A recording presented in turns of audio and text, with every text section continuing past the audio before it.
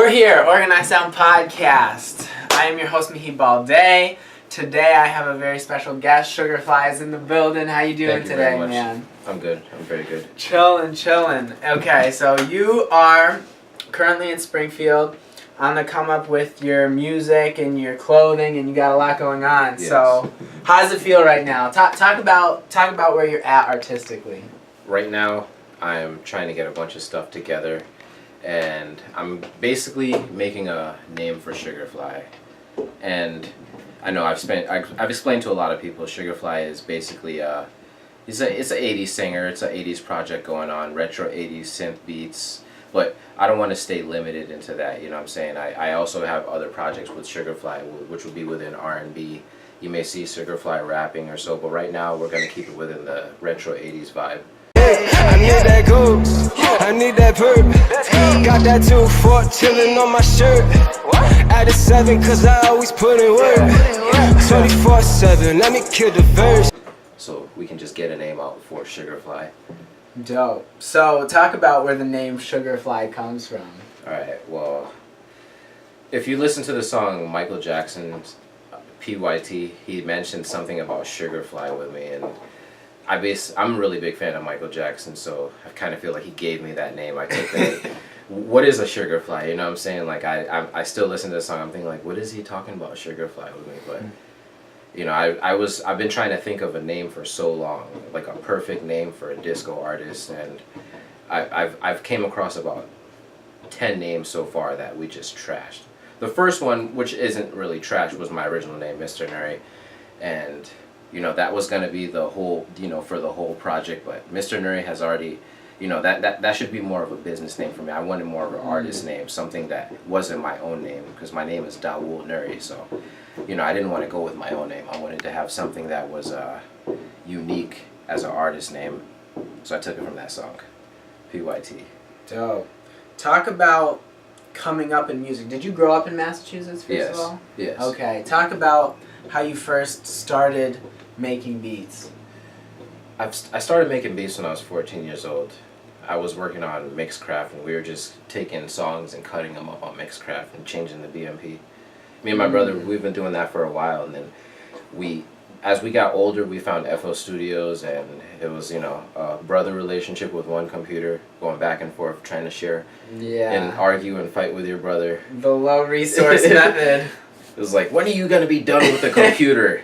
And I'm like, all right, I'm just going to do this one more beat. You can have the computer. So we've been struggling with that. And then we finally got our own computers, parted ways. And he's making beats now. Shout out to Boombastic Beats out there.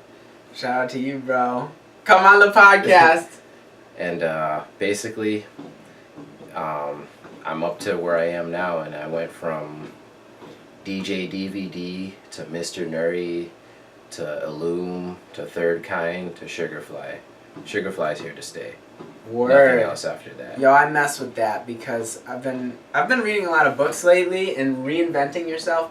They're business books and philosophy books, and reinventing yourself is just, that's how you evolve, right? Yes. And this is what we're talking about, a story of evolution, and that's really dope. You actually have some equipment here with you today. What is your relation? What is this machine, and what is your relationship? This is my baby right here.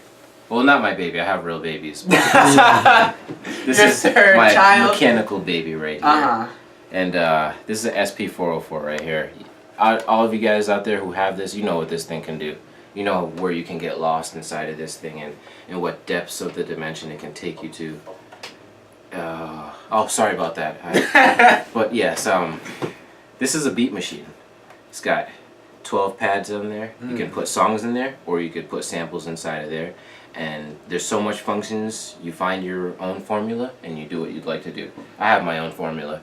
If you guys get one, you'll find your own formula too. Okay, what was your first beat machine? My first beat machine, like as a software or hardware? As a hardware.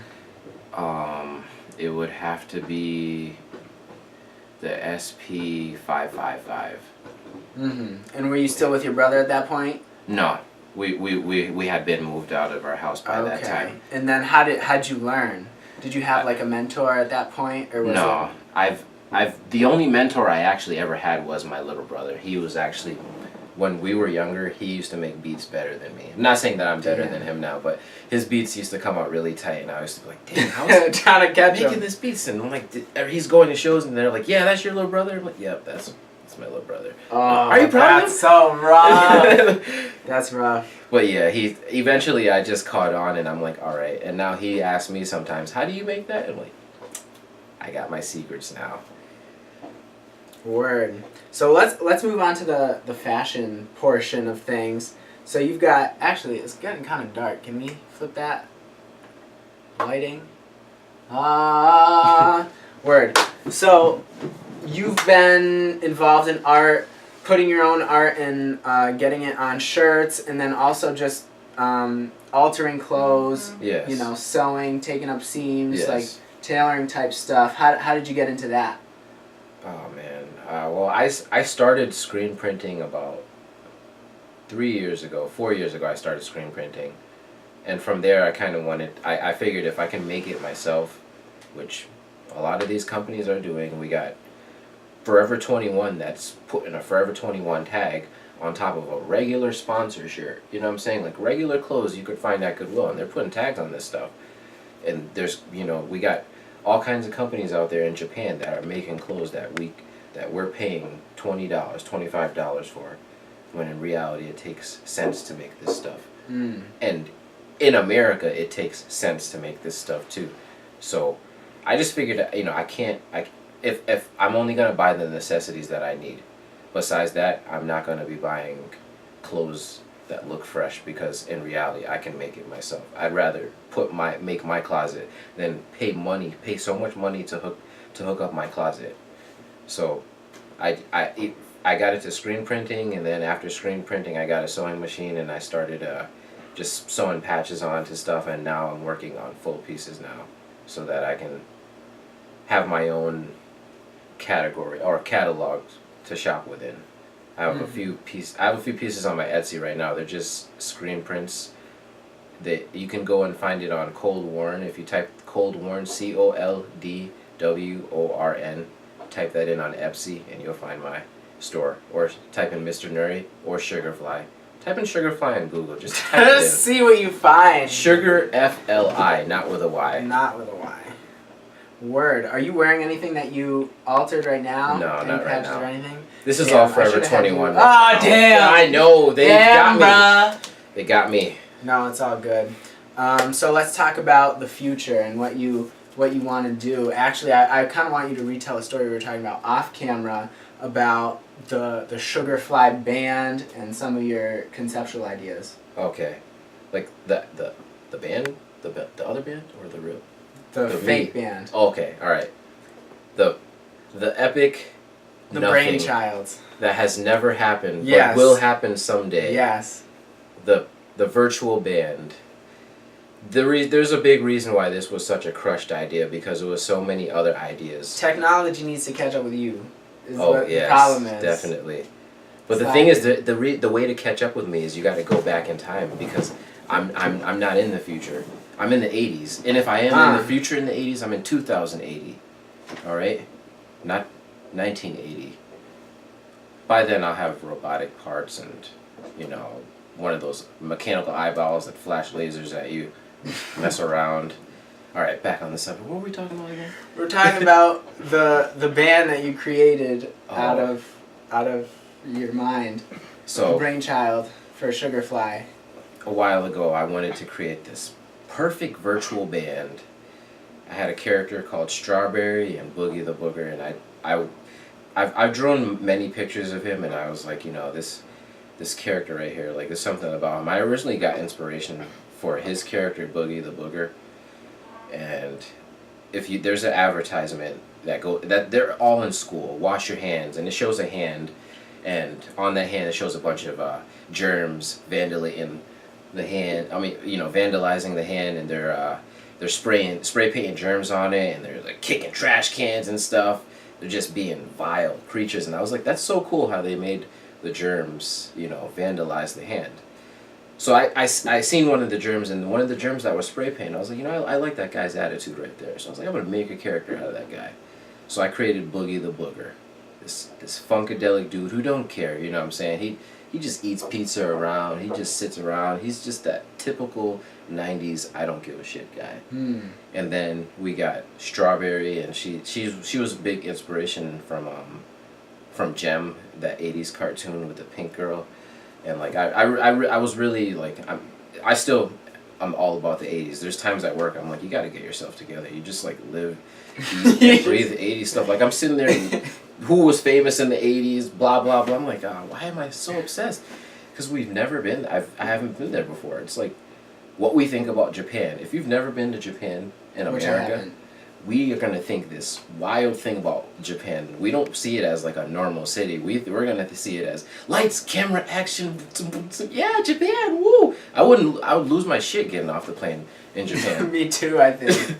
So like we see the 80s, people who have not lived in the 80s, we see that as like some magical place, like lights everywhere, and what we think of the 80s was not what it is. Well, we have this like hyperized version of the 80s, right? Us 90s kids. So like, I don't know. I feel like that plays a big part in a lot in this time. Everybody out there who's watching this, that VHS crackle that you grew up with, the smell of your mother cooking chicken nuggets when your cousin slept over, or putting on that Disney movie on a good Saturday night, that feeling right there, I want you to feel again. That's the magical feeling. And I don't want you to think 80s. I just want you to just remember what it was like to grow up and see those cheap commercials get cut off on television. And it still happens nowadays. These kids nowadays, they're going to grow up with thinking that the 90s was some, the 90s on steroids. When we grew up in the 90s, we know what the 90s was like. It was nothing compared to what these kids born in like 2000 and up are going through. So we just have to remember that feeling. We grew up in a time where tapes and DVDs and MP3s came out. 3 things that all became obsolete today. We grew up in 3 obsolete periods, if you know what I'm saying. That's very important right there. I don't know why it's important, but it's important. We've experienced a lot. Was that too magical? that was in depth. I was with you though, because when I think of my childhood, there's like a comfort to that, like Saturday morning cartoons and this. I think everybody is gravitating towards that. And 90s babies, a strong population of millennials right now, and just the popularity of shows like Stranger Things, like people are 80s sick. And I've heard that the new Spider-Man was really trying to bring out like a very Ferris Bueller vibe and go for the 80s. So I totally agree. Talk about what you have going on for the future, because you mentioned wanting to sing on some of your songs and progressing your art that way. Well, to talk about the future, I'll just bring you into the past and let you know what I was going through before. And this is probably something we definitely have to. A lot of musicians go through out there. You know what I'm saying? There's gonna come a time where you're gonna feel like, what am I doing here? You want to try. You want to keep on going with music, but you're not making no money. Some of these beat makers feel like these shows are not working for me. And I felt at one point that going around just playing beats on a beat machine was just getting whack and corny. And I just was beating myself up about it. Like every time I went to a show, I'd be like, damn, that was whack. What am I doing? Like, you know what I'm saying? Like this guy just got off stage rapping. This girl just got off stage and everybody liked her thing, but nobody wants to see a guy on a beat machine. And it was just me personally doing it to myself. I figured that I need to like come harder with certain things. I was tired of going to shows and just having a beat machine. I wanted to kind of have more of a feeling that I want people to understand what Sugar Fli really is. So now I just need to get my voice out there. More of my voice and the music, because it's kind of hard to just get your beats out there. You don't know who's making the beat. You know what I'm saying? Right. We hear beats on commercials all the time, but an artist can make up the song. But I want to be able to make myself up as the beat maker and the artist at the same time, because I need my songs to. I don't need my songs to get out there. I'd love for you guys to hear my music. It's okay. You don't have to listen to it, but you'll love it. Oh, you'll definitely love it out there. Some Facts. tasty 80s music out there, and I got more stuff coming, and I'm gonna push it to different levels. I'd like to give one of those shadow false outs. What do you call it? Shout outs. Yeah. To someone that I don't know, Calvin Oh. Harris, and he is playing a big part in music right now. How so? Speak on it. 2 years ago, Uh-huh. I predicted this when Bruno Mars came out with that song "Fantasy." I knew something was going to change in the music. I was like, why the hell did they just put a disco song out and everybody likes it? Like I was like, I want disco to come back hardcore. Like, and when Calvin Harris just released his CD, like his whole CD is a reminiscence of the 80s and the 90s, and he's a really big producer or a DJ or whatever. He's got a lot of remixes. Well, for what I pay attention to, he's the highest paid DJ in the world. Right as now? well. Yes. Shout out to Calvin Harris. Shout He's out going to to him. put out music that is that see, the thing is, when hip hop started, hip hop was disco. You know what I'm saying? And we slowly neglected disco throughout time. And we was like, disco? Fuck is this shit? Yeah. In 1979, if you pull out a disco rapper, everybody will be freestyling in the room. If you pull out a disco song in 79, everybody will be in the room partying and stuff. And then throughout the times, it just turned into this hardcore exterior. But now we're loosening up again, and rap is becoming more of an artist thing again now.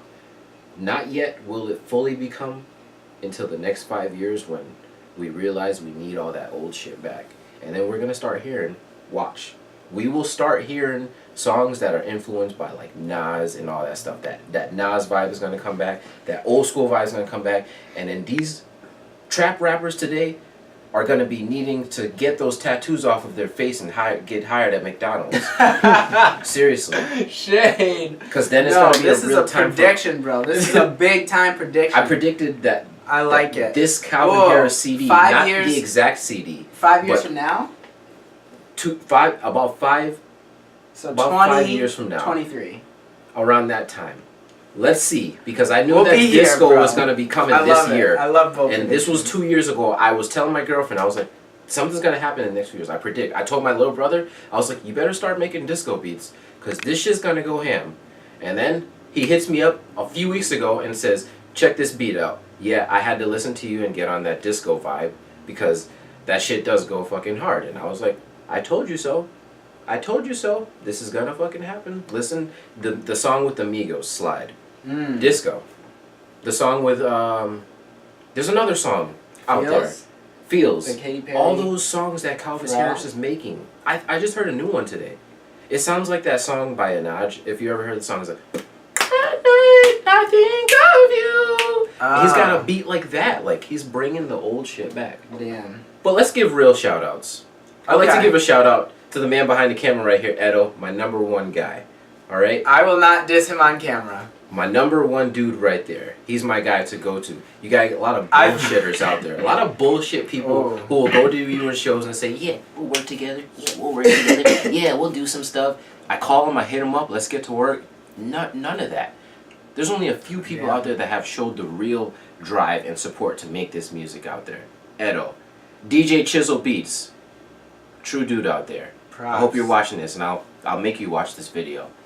Alright? But he's a cool ass dude. Like, dude is a real dude. Dude, you know, we've been chilled. We chilled on the amount of times where I've connected with somebody that has came from different paths. You know what I'm saying? Like, I'm not a hood dude, and I'm not saying he's a hood dude, but we obviously came from different paths, but he's seen the difference, and he was like, you know what?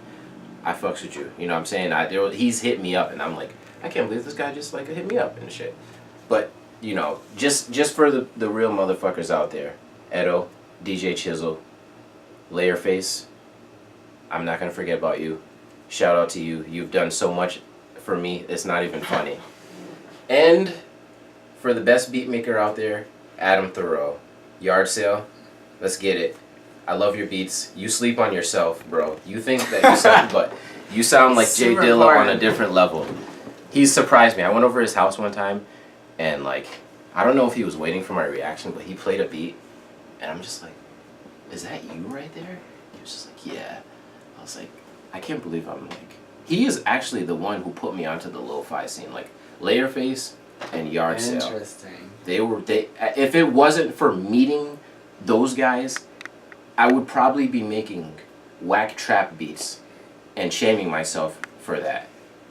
But now, after meeting them and going to shows with them, I don't know, it's like they walked me through a portal. And then I became the person I am today. Not just in music, you know what I'm saying? Because I'm still going to go across my own life path and do my own things. But for the music scene, if it wasn't for meeting those guys, I'd be making shit for music. I'd be making crap. Word. So they put you in the right direction. Man, we just went over. We just sprinted the whole field. But I wanted you to talk about what venues you like to go to, because you talked about going out to shows, and then I wanted to talk about something else. But yeah, we'll tackle one at a time. Okay. Well, right now, Bishop's Lounge, I like performing over there. Every time I go there, I kind of have a good crowd. I gotta transform from being. What city is that? It's in Northampton. Okay. It's a very beautiful place to be at. It's got a lot of feng shui in the building too. Besides, and also for performance, I used to love to perform at FOE Art Gallery. They had like a lot of that was a consignment shop for local artists that sold like toys and like artwork that was crazy. If from meeting Layerface and walking into that shop to perform, that just helped me change up. I remember the exact moment. Me and my girlfriend, we were going to a show. I was going to perform that night. This was like a really big show. Like Pudge was performing over there. Layerface performed. Malik Abdul Rahman had came through and performed. And Yard Sale was on. As I was walking up the stairs, I'm looking at all this art and I hear Yard Sale playing and I'm like, where am I at right now? Like there was all the art on the wall and I felt like I was walking into the Adult Swim studios. Like I felt like that vibe, like something cool is going down right now. Like the coolest event just happened. And then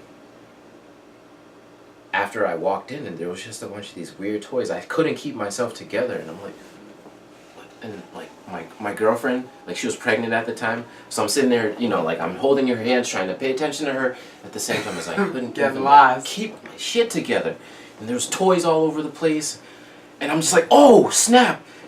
It put me in a whole different realm. I was like, this is how you like be weird and like jump outside the box. See, when you're doing trippy shit, you gotta do it different than what everybody else is doing. You can't just draw a picture of a face.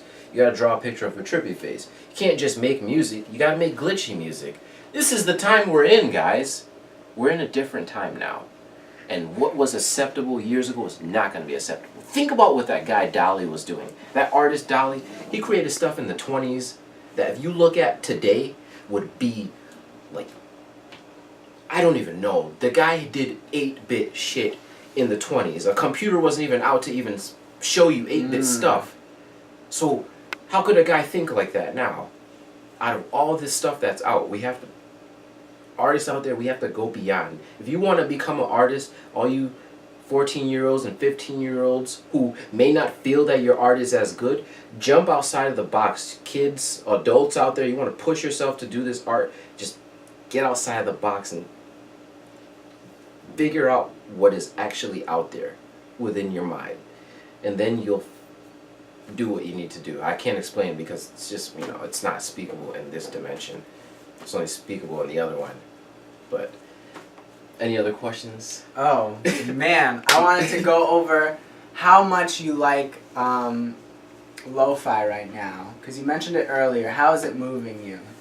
Do you feel like you might make a song like that anytime soon? I kind of feel like right now, lo-fi is going to slowly go. Just because the lack of support. And when I say lack of support, I mean within the community of lo-fi. See, when you were a lo-fi artist about 5 years ago, mad love, you know what I'm saying? oh, this is a small Oh, that's thing. when it was fresh. Yeah. Yeah, you know, you go to an event, yeah, what's up, bro? We do lo-fi, cool. You know what I'm saying? Now, you got lo-fi artists that's acting like they're old hip-hop heads, but they're complaining about new lo-fi artists. Like, not giving no love. Man, like, yo, this... That's the wave, right? This is kind of like the hipsters are in existence, and that kind of ruined it, because not even that it's mainstream. But we need to give those guys the props. Like, right. I feel we got old heads 5 years time. ago, and I'm talking like not old heads 40-year-olds. I'm talking about you 25-year-olds who've been on your 404, and you've been doing it. Good job.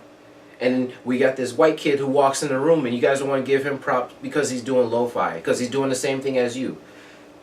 There was a point where music like this could not bring people together, and now we're tearing ourselves apart in the lo-fi community, saying too much people doing lo-fi, starter kit this of my lo-fi thing, and they got a 404 with a jazz record, like making fun of people who do the same thing that you do. That's backwards. If I meet someone who's doing lo-fi, I'm gonna be so excited. Hell yeah, we both do lo-fi, let's fucking work together. You know what I'm saying? We're doing the same type of thing. We got a lot of people within the community of lo-fi hating on each other. And it's just, it's sad. It's like, what are you gonna like boo me if I go to a show with you? Like, cause we're in this together. That's like trap rappers. Like, there's no community with those guys. Those guys go to shows and punch each other. You know what I'm saying? We can't have that type of shit in our environment. Lo-fi is a chill ass place, cause when you actually think about like the feeling of the music, that feeling of lo-fi is mad chill. And all those videos where you guys say it's heavily saturated, feel proud that there's millions of views finally, and this lo-fi is getting out there. Yeah. You know what I'm saying? We may not make it as the beginners of it. I'm not saying I'm a beginner, but all the beginners who created it, and they're not. I mean, think about when hip hop was created. Those niggas began it out in Brook, wherever they started it. They're not famous. Grandmaster Caz isn't like famous. You know what I'm saying? He just still does the same thing. The creators will never get famous. Love the art first. Exactly. Just love it. The copycats will, you know, or not the copycats, the people who take on that will make it after. But there's no love in the lo-fi community, and that's gonna make it go downhill. It was going uphill at one point. How do you feel about the Massachusetts music scene in general and their trajectory? Massachusetts music. Well, I can't down them, because part of me seeing other artists and getting inspired was Massachusetts artists that inspired me. And there were also a lot of assholes in Massachusetts. A lot of massholes. Yep, a lot of massholes, sure. And I'll just take you through a little mini journey of what I was going through. Talk about it. In the beginning, I was like, when I first started going to performing in Massachusetts, and I had this whole thing. I was like, yeah, I'm gonna go out and perform, get a name for myself. My name's gonna be on the flyer. You know, I can have a name for myself and start going out and performing. And I went to one show, and I'm not gonna say any names, but the professionalism with the guy who was running the show was all off. Every rapper that was going there was like just an ignorant asshole who was not ever gonna fucking make it, and they're not gonna watch the video anyway, so it's no point. Like, no support, no none of that shit. I can't even expect any of these assholes to even watch the video, so I can say whatever I want. You know what I'm saying? Yes, sir. But basically, it was just a whole community of assholes who was just trying to get money together. You know what I'm saying? No hot songs at all. Some of them were old, and I'm like, bro, you're never ever gonna be on a music video. You're never gonna make it. You might as well get your shit together. So I'm gonna give you a situation. I had my beat machine on the table one day. The guy who was running the show said, go ahead, put your stuff on the table. I'm like, okay, cool. This one rapper who was about to perform his big hit solo, talking about it all night. Worst stage presence ever. He comes up to the table and he's like, yo, he's nudging the table with his leg. You gotta move this. And I'm like, what are you doing? My beat machine's on there, bro. He's like, nah, you gotta move this. And I'm like, yo, the dude who's running the show said I could. Can you stop pushing my thing, please? And the dude's bigger than me, he's older than me, and that was like a moment where I'm like, I can't believe this. I can't believe I come to a show to perform with other people. I put my hand out, I'm meeting people. I was young-minded at the time. Very young-minded. Willing to give a lot of handouts of my talent. Willing, just fucking willing. Just young and stupid as fuck. I'm sorry, young you. But you're fucking stupid. But in general, like, it was horrible. And when he performed, he did all of that for nothing. He had his back towards the crowd. He was rapping all in the wall. I'm like, your crowd's over there, bro. And he's just like, his presence was all off. And it just made me help me learn that there's gonna be a lot of losers in this shit. You can't listen. All you young guys out there who's itching to have a feature on your beats, don't itch for it that bad. Wait till you find the right person who is willing to work with you, not you work with them, or not at their expense. This is a major lesson, man. And another thing that happened at the same venue, I get to the show and the guy's like, he's like, oh, okay, so come through Facebook next day before, come through to the show and you can perform. Okay, I came through to the show, got in the door. He gets nervous because like 5 people showed up, and he comes up to me. He's like, yo, so like I'm gonna need that door cover for you, yo, cause like, you know, ain't a lot of people showed up.